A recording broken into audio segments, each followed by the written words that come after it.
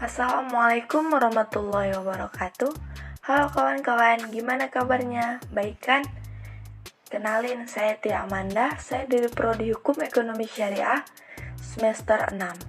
Nah, di sini kawan-kawan, saya akan menjelaskan sedikit tentang akuntansi surat berharga atau disebut juga sebagai marketable securities. Nah, pertama itu saya akan menjelaskan pengertian dari surat berharga. Surat berharga itu adalah surat pengakuan hutang, wesel, saham, obligasi, sekuritas kredit, atau setiap derivatif dan surat berharga atau kepentingan lain atau suatu kewajiban dari penerbit dalam bentuk yang lazim diperdagangkan dalam pasar modal maupun pasar uang. Surat berharga merupakan bentuk penyertaan sementara atau investasi jangka pendek dalam rangka memanfaatkan dana yang menganggur atau idle fund.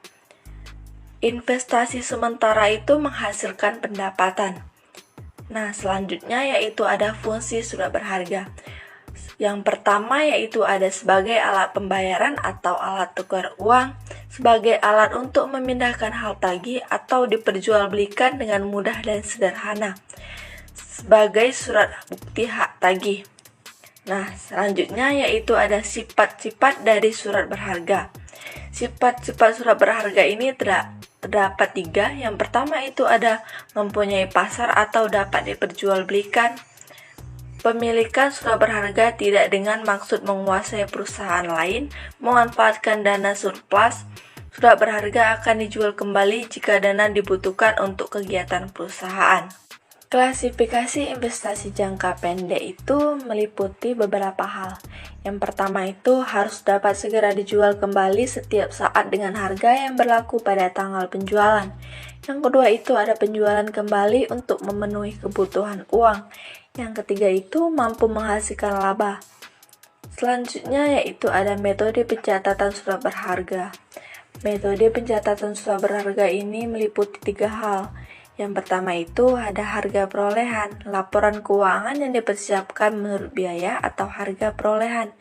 Yang kedua itu ada nilai terendah antara perolehan, harga, dan nilai pasar. Yang ketiga itu ada nilai pasar. Akuntansi surat berharga. Yang pertama, pencatatan pada saat pembelian surat berharga. Yang kedua, selama kepemilikan surat-surat berharga, pencatatan pada saat penjualan saham. Pencatatan pada saat pembelian. Surat berharga dicatat sebesar harga perolehan yang meliputi harga beli atau harga kurs ditambah biaya komisi, provisi, materai, dan biaya-biaya lain yang timbul pada saat pembelian. Yang kedua, selama kepemilikan surat berharga, pencatatan selama kepemilikan jika berupa saham, maka dicatat adanya pendapatan dari dividen. Untuk obligasi, maka pencatatan berhubungan dengan adanya bunga obligasi. Penjualan surat berharga akan menimbulkan laba atau rugi. Jumlah laba atau rugi dipengaruhi oleh metode pencatatan yang digunakan. Jurnal pembelian obligasi. Surat berharga obligasi di sebelah debit dan kas di sebelah kredit. Metode harga pokok atau harga perolehan.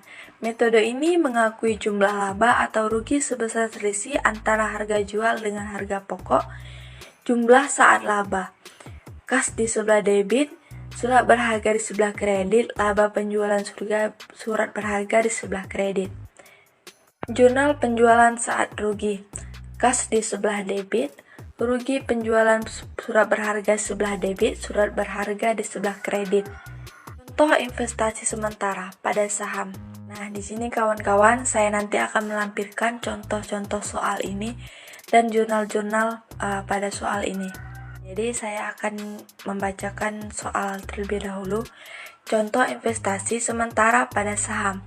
Tanggal 6 Maret 2006, PTB membeli 1000 lembar saham milik PTA dengan harga 1.200 per lembar. Saham tersebut mempunyai nilai nominal Rp1.000 per lembar. Untuk transaksi itu, perusahaan dibebani biaya komisi broker sebesar Rp50.000.